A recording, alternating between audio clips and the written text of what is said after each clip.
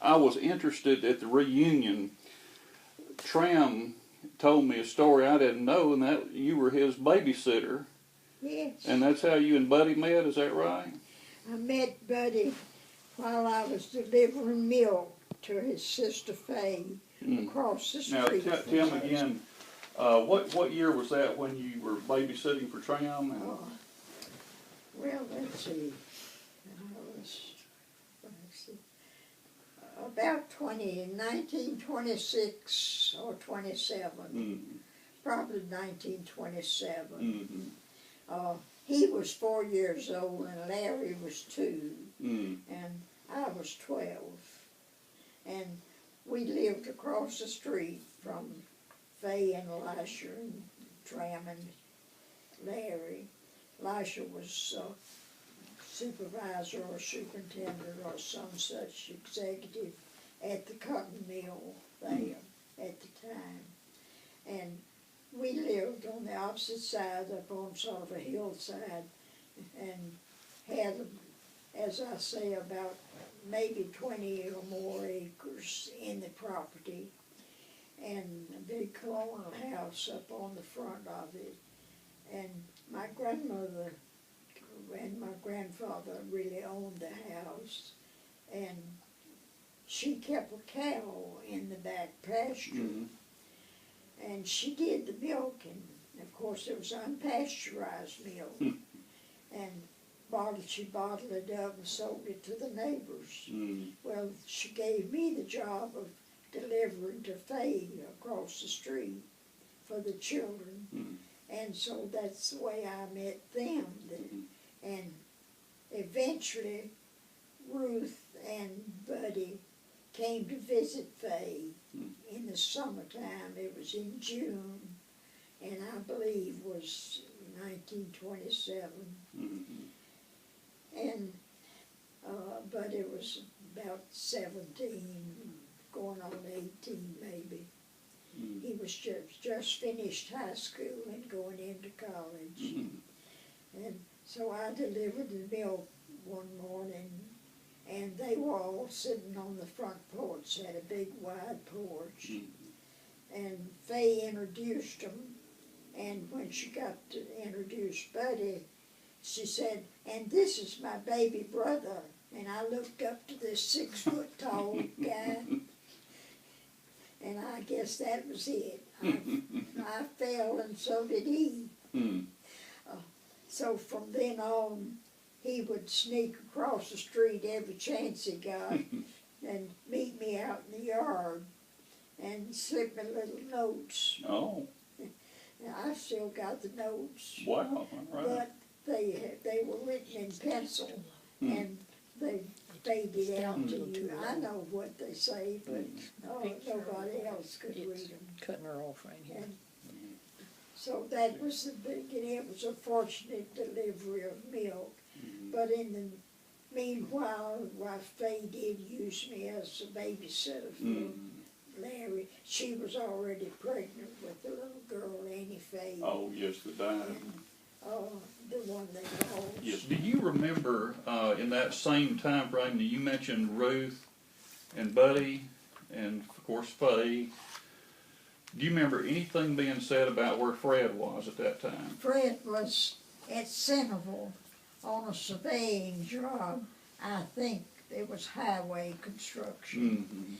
And that's when he met Bernice. She was at Only. And you know Only is a small place. That, Yes, ma'am. But it was very close to Centerville. I don't remember the mileage, Right. but it wasn't far from Centerville. And I believe she had worked, or maybe even at that time was working in Nashville. Yes, ma'am. And anyway, he had met her, but they hadn't married at that time. Right. I remember when they first went to Riverview, they came to Columbia to catch, that's where I live, Columbia.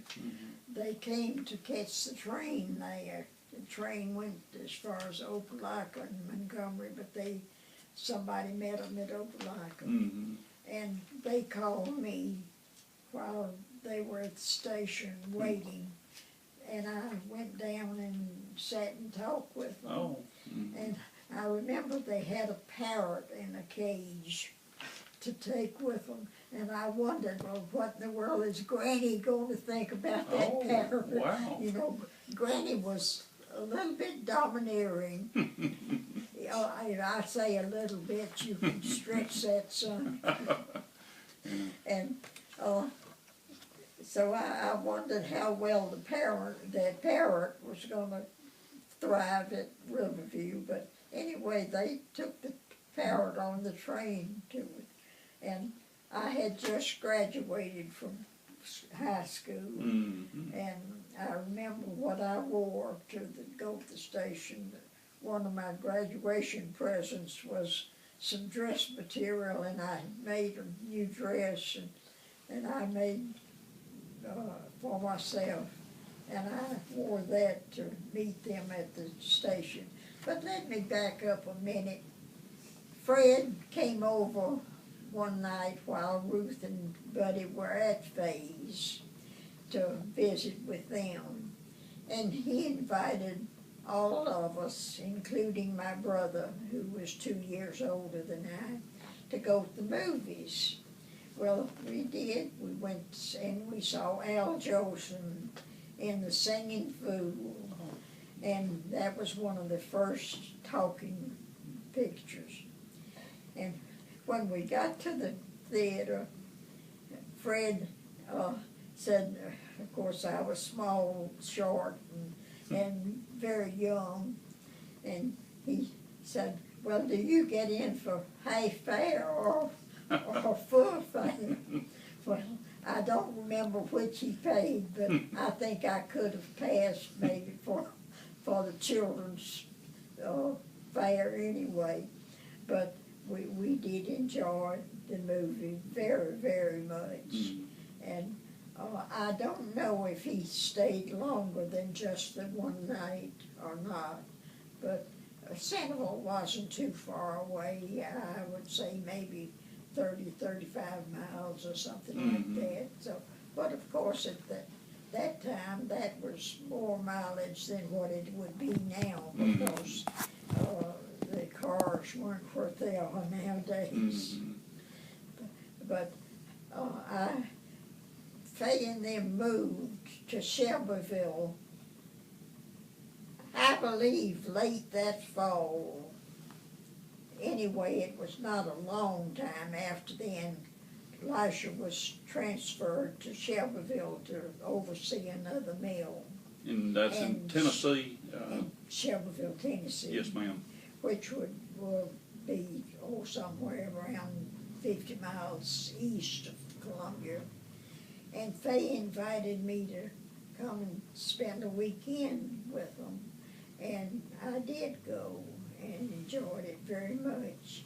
And then later, Buddy kept coming back to Tennessee, not frequently. Our courtship was pretty well by postage stamps and Western Union.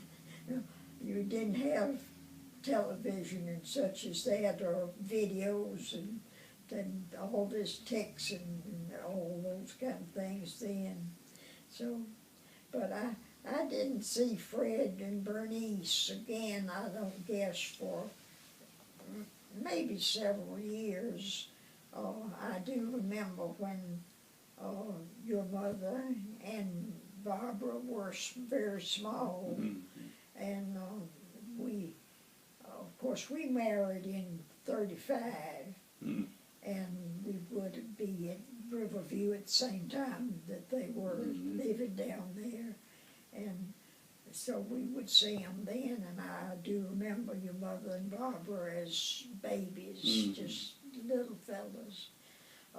In fact, I think somewhere I have some pictures of some of the early home-style reunions, where almost all the family was there, and that one of the other, Barbara or Gerald, were just tiny babies. And of course I know that one of them, I reckon it was Gerald, was born at Roanoke Yes, instead of Fairfax. Right, right. But I of course didn't see a lot of Fred and Bernice, and we went to see them in Nashville when they lived there, and I kind of believe didn't Gerald marry in Nashville? Gerald, Yes, ma'am. Yes, ma'am. I kind of believe maybe we went to the wedding. Of course, that's been a long time too. Right. And but we did visit them in Nashville some, and we visited them very frequently in Leeds, and enjoyed them very much. They married in 1956. Well, Now, you mentioned graduating from high school. What year did you graduate? 31. 31. Okay, so that's when you met them at the train station.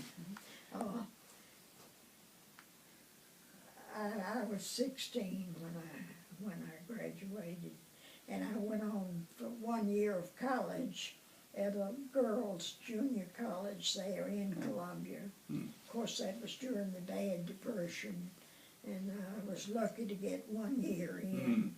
But the main reason was that it was 100 years old, the institute was, at that year, and unfortunately it closed at the end of that year. And so of course I would have had to gone elsewhere for another year, and it just wasn't possible economically.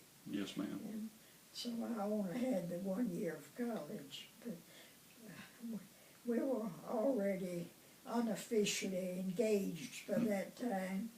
Nobody knew it. And of course, we didn't even let Mr. and Ms. Hunt know we were getting married until after the wedding. Buddy wrote them the day after. He would come up as often as he got a chance, but that wasn't often enough, of course. But he wrote every day. We both did. Of course, postage at that time was 3 cents. It didn't count up so fast. Now at 44 and 45 maybe cents, that it wouldn't be possible. But well, I mentioned to Tram that about you were talking about not telling them you got married until after the fact. I told Tram a story that I recalled Nanny telling about his mother. Now, what was Elisha a pharmacist at one point? Yes, he was at Riverview before he and Faye married. Yes, ma'am. And when according to Nanny, when Faye went and told her mother she was getting married, her mother said, "No, you're not." And Aunt Faye very uncharacteristically said, "Oh, yes, I am." Now, Tram found that hard to believe. He said, "Oh, I don't think my mother ever would have said that. She was very soft-spoken." But it doesn't sound like Faye. But Faye was very quiet and sweet. She was, I would say, of the whole bunch of girls, I would say she was the sweetest one. And I don't think she would have crossed her mother. In fact, I don't think anybody ever crossed her. But apparently Granny Hunt did not want her some way. Didn't want her to get married to Elisha, did she? Well, I don't think she wanted any of the family to get married. She wanted to keep them I up. think they probably expected Buddy to come back from college and move into the store and take over the store. But he didn't want that. He was very much against that. And most of the times that he came up, they didn't know anything about it. He would come up from Auburn by train. He did drive up one time when he had his daddy's car at school, and brought some boyfriends with him, and they all spent the weekend with us. we went to Nashville for a football game. Mm. And I think Georgia Tech, I believe, was playing Hmm. Auburn at that time. And, but they didn't know anything about it. And when he came up for us to get married, he came up a week before. And they thought he was just coming up for a visit. But he had already sneaked his trunk and all of his clothes out and shipped them up by Railway Express. Wow. Mm. And so he was well prepared to stay. Mm. And yeah, I don't think Miss Hunt liked it too much, but we made 74 years of it. Amen. So That's right. It was 74 good years. Yes, ma'am. So your granddaddy Hunt was working on the road construction in the 20s? Well, one mystery that my mother, it bothers her that she never asked Nanny or Papa about this. But she knows that in 1920 he was enrolled at Alabama Polytechnic, and from there until about 1930, we don't know where he was. Now, 1930 is the year that he and Nanny got married. I think he did some, I guess he was was studying civil engineering probably at Auburn. And he and Crew were at Auburn at the same time, and it was during the war years, and And I think he was in the military briefly around that time. yes. But now Papa's the only one that didn't finish college. Well, I think he dropped out, and there was a lot of flu during that time. Oh. And I don't know, he or Crew, or maybe both of them, may have had the flu and had to drop out. I don't know, of course, much about that time of the years, but I do know that he and Crew were in school at the same time, and that he later did do the surveying, and I think he was probably at several other places surveying, maybe just for short periods during the construction of certain portions of the highway. And so I don't know the particulars of it, but I do know that he was at Centerville, and he may have been there for quite some time. I frankly don't know. Mother seems to remember something about him being in Texas for a time. Do you remember anything about that? No, but there was one of Granny's brothers living in Texas, so he may have gone out there on account of them being there and worked there for a while, but I don't know. You know where in Texas he lived, or No, I don't think I do. or which brother it was, or I've got I think he was Colonel. Colonel Selden Crew. I believe so. Well, it's an interesting riddle. Mother is just puzzled by that. Of course, being Buddy and I being the youngest in the family, and them being among the oldest, there was just not that much personal contact, I guess you might say, during their early years. Yes, ma'am. So, but I should have maybe, as Buddy said, he wished he had asked a lot of questions that he doesn't understand how his mother and daddy ever got together. That's what I've heard. However, how he got good water with no transportation and all, and it was be too far for a buggy drive, and he just wonders a whole lot about that time that he never did question. In fact, you didn't question Granny about much of anything. You just let her give her spiel, and you kept quiet. There was a time or two that I didn't keep quiet, and I should have. But we enjoyed our trips to Riverview, and we lost one of our little dogs on one of our trips there. Crew and Libby at times had Pekingese. I remember. And they gave us one of the puppies, and we named him Smokey. And Smokey was about as bad a sport as Betsy is. And that was when the girls were more or less teenagers. And we had gone down for a visit for several days. And they were playing in the yard.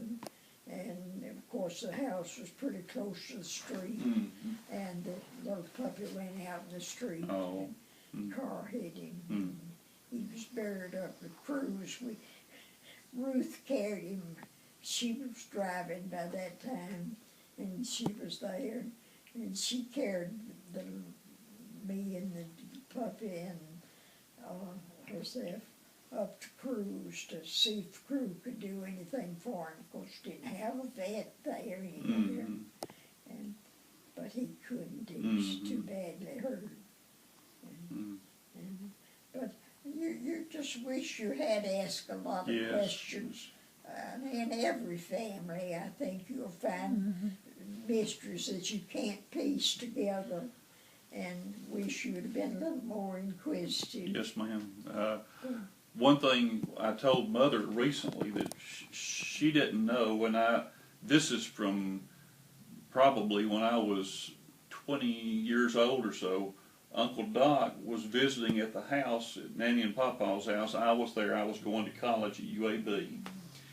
And I don't remember how it came up, but Uncle Doc and I were sitting at the kitchen table in Nanny's kitchen, and it was just him and me in there, and Nanny and Papa were somewhere else in the house, and he made the comment to me, he said, "Some men like your grandfather can't handle whiskey." He did what? He said, "Some men like your grandfather can't handle whiskey." And that's all I know about it. And I told Mother that, and she said, "My daddy didn't drink." I said, "Well, if what Uncle Doc said is true, he did at least once."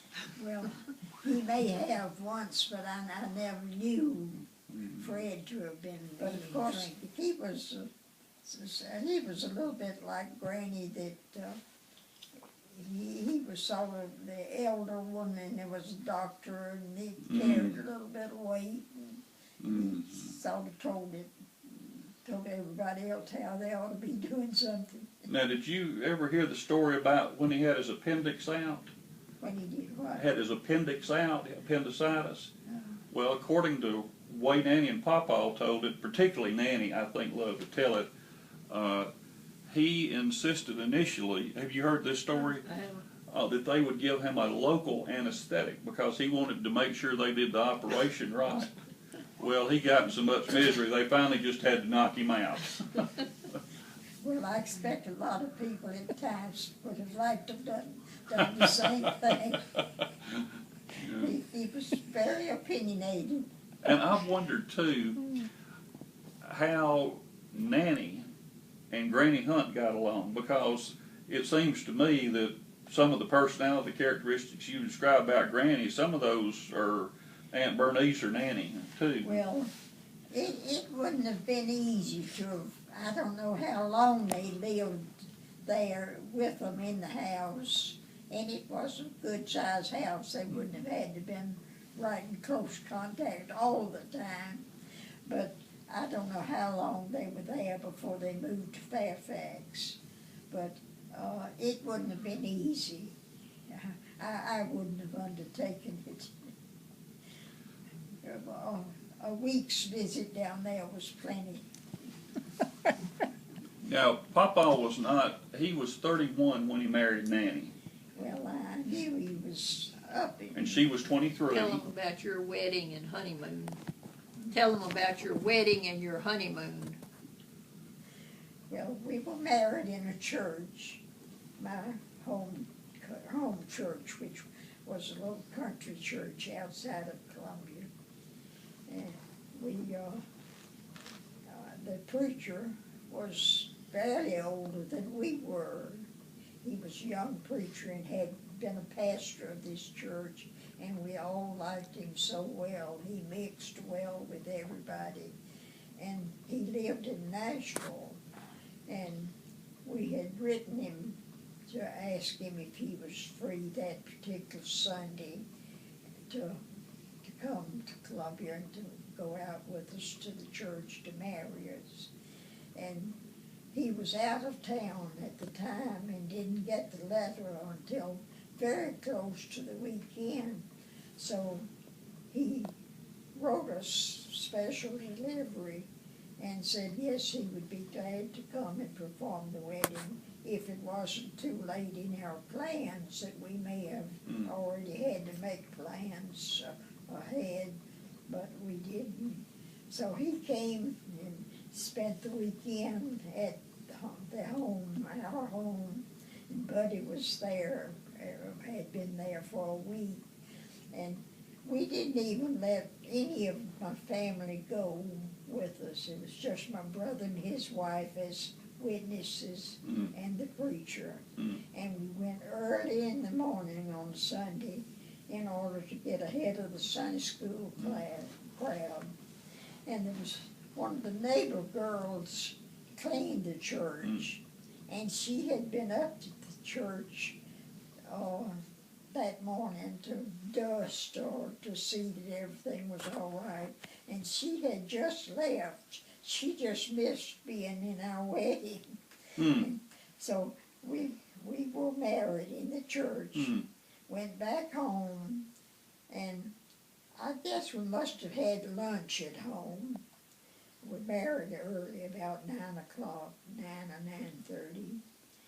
But we were going to Nashville for our honeymoon. Nashville was 45 miles away, and that was a big deal.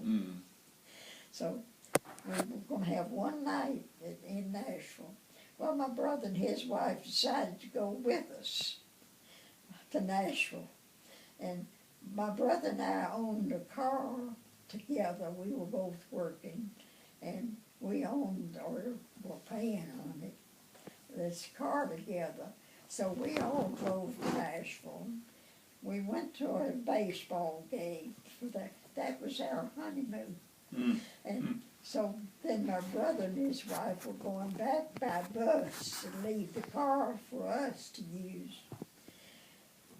We went to the bus station to take them, so we just ate supper. So our wedding supper was at the bus station. Was a meat and three or something like that. But that was good in those days. And so they went back home, and we spent one night at a new, nice, big, tall, I think we were on the 13th or 14th story, which was a big deal for us at the time. And then we spent the next day just touring in Nashville. I remember we went to the Parthenon in Centennial Park and drove considerably over Nashville. But it was a very short one, and I don't expect many people have a honeymoon at a baseball game. Now, did you all live across from Jim and Joel Averett a while? Nanny's sister. Live where? Did you all live near Jim and Joel Averett, Nanny's sister and brother-in-law? Montgomery Bell, or? No, we lived in Dixon. Dixon, okay. But it was landscape architect. That was his first real big job. He was landscape architect for this state park being developed, which was Montgomery Bell. Yes, ma'am. And we lived in an apartment at first, and then moved to a little rental house, and eventually built a little house across the street.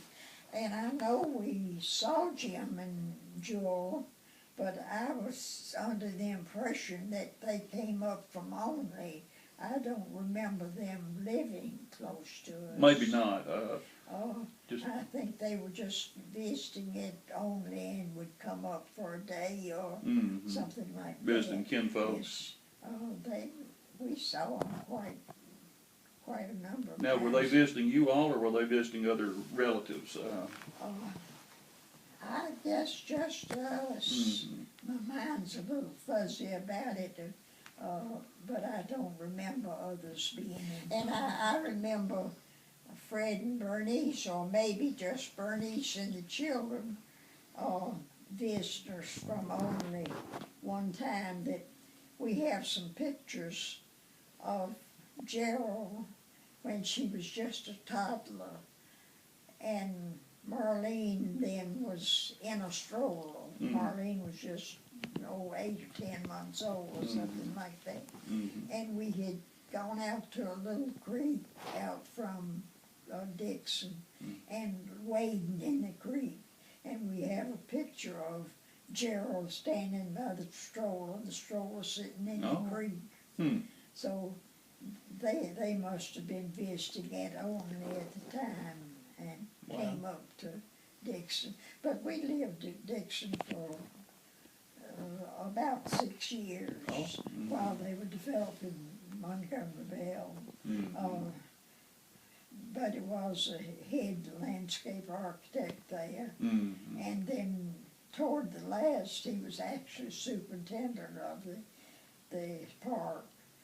But then the war years came, and they closed the camp because the park was practically finished, and they were using CCC labor, and they moved all the labor up,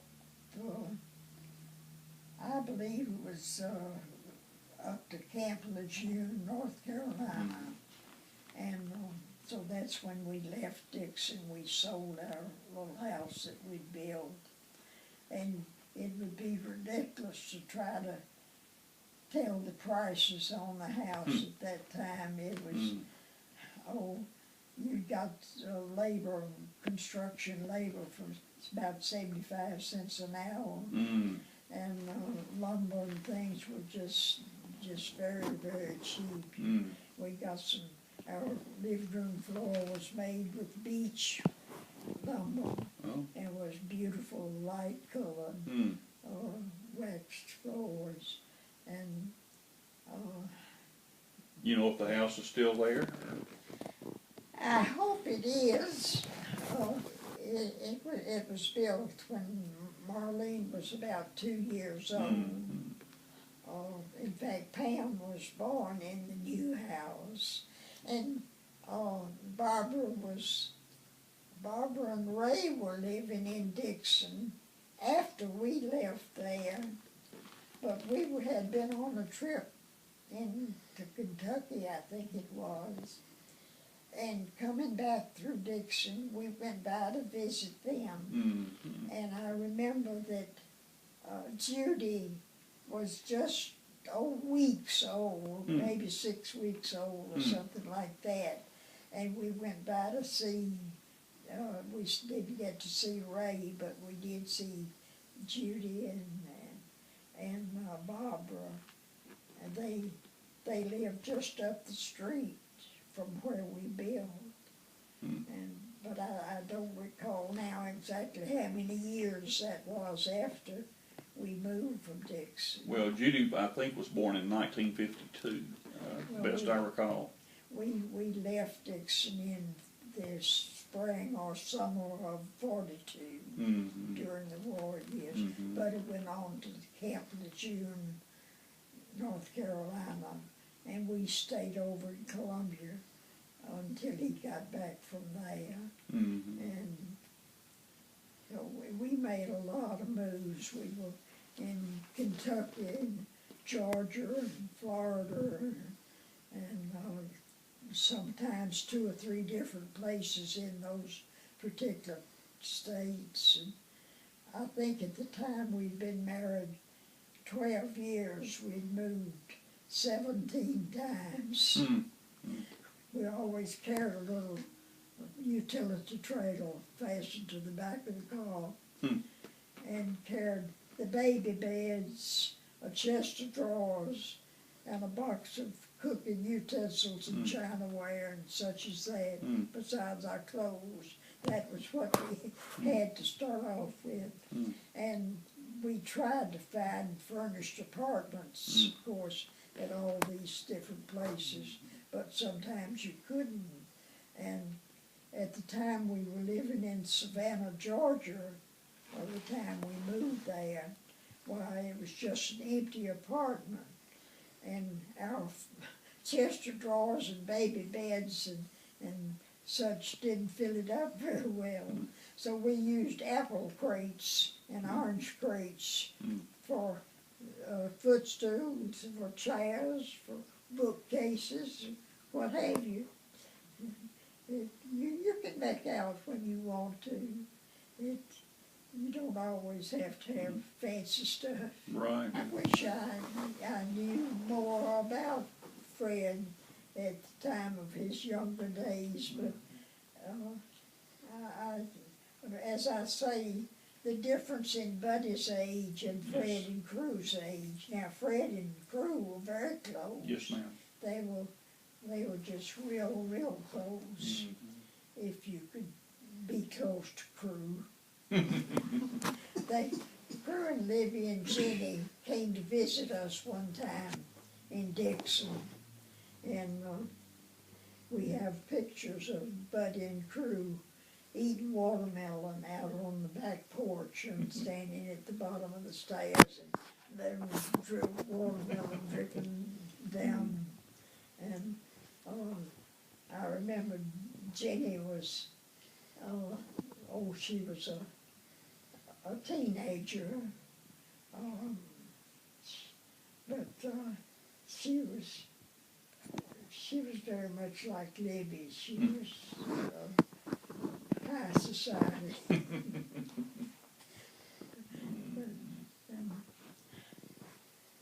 I don't remember for sure how well we were able to accommodate them, because we only had one extra bedroom, and it just had a 3/4 size bed, and I think we had to get a cot for Jeannie, and maybe we gave our bedroom to Crue. Maybe I really don't remember that much about it, but I do remember eating watermelon, and I don't remember how long they stayed.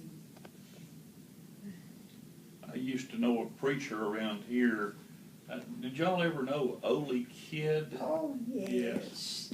He was preacher at West End Baptist when we joined out there. Okay.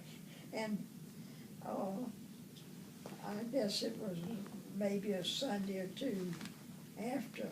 Well, of course, I was going Presbyterian, so I had to be baptized as a Baptist. They didn't accept my baptism.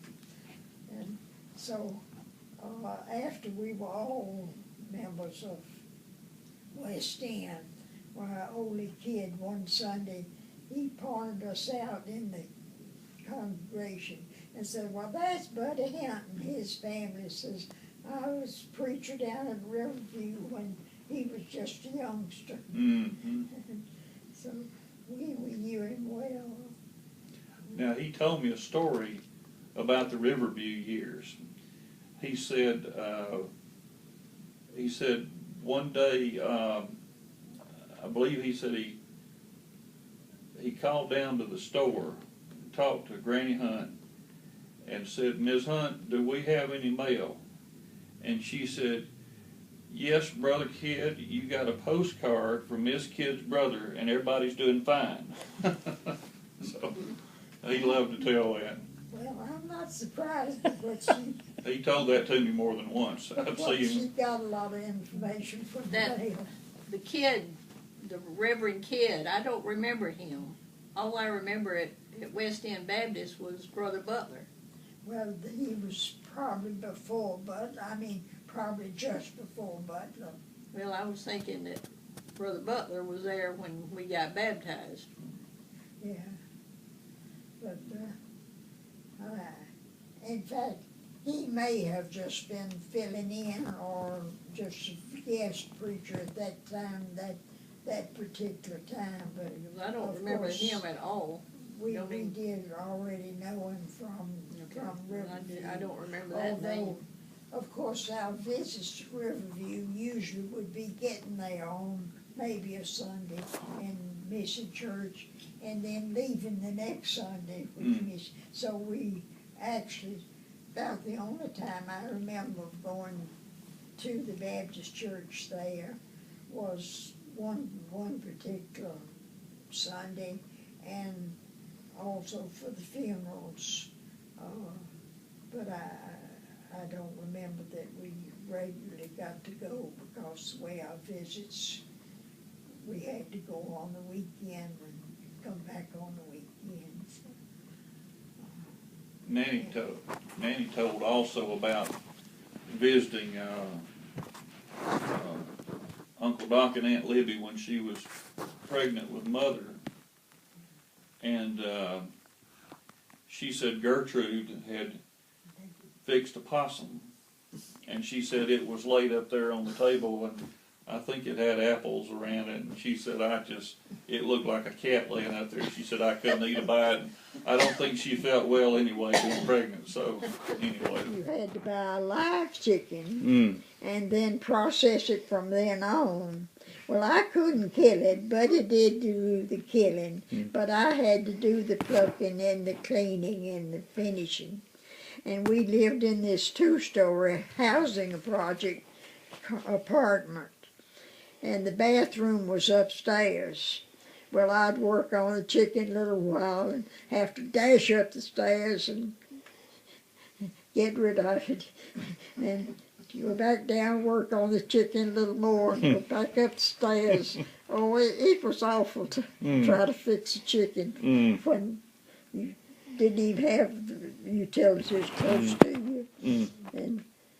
But that was also during the war years, and this housing project was there for a Navy yard, a shipyard, and Buddy was doing the landscaping or working for the nursery that did the landscaping, and we were there 2 different times, but things are just so different now from what they were back in those days. You didn't have the transportation that you've got now, and you didn't have the big supermarkets, and you just so many things that you didn't have back then, but you made out okay. You didn't mind. Survived to the present, right? Yeah. Some of it was better than it is now. There's some of it's just too much, and you can make out with a lot less than you think you can. But I wish we had known more about Fred's early age. I think it's meant to remain a mystery. He might have told us more, but we just know little from the age 20 up to about age 30, you know, because he was born in 1899. So. Well, I think he was traveling around considerably. I do vaguely seem to think that he was at a number of different places, and perhaps for just short periods at each. But I couldn't give you the names of the places at all.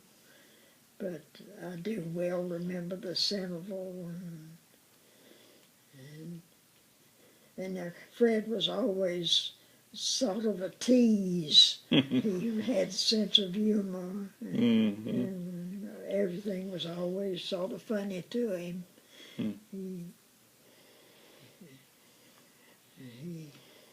And we all used to meet down at Cruz, what he called the ranch, during the summer, during our visits, if we went. And they'd have sort of a cookout down there. And that was when Marlene was just a baby. She was, in the crawling stage. I remember one picture we have there was a quilt out on the yard, Mhm. and she and I guess it was Gerald Mhm.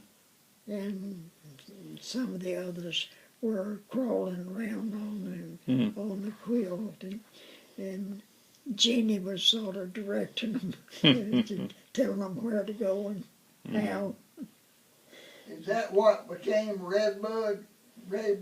No, it was down from Fairfax, down, oh, I guess it's sort of south of Fairfax somewhere. He had a lake and a cabin type house, sort of, but it wasn't anywhere near Redbud.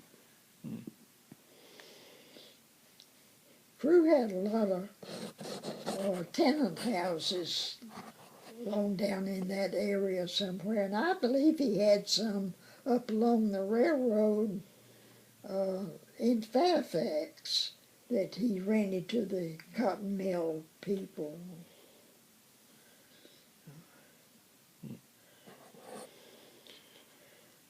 Well,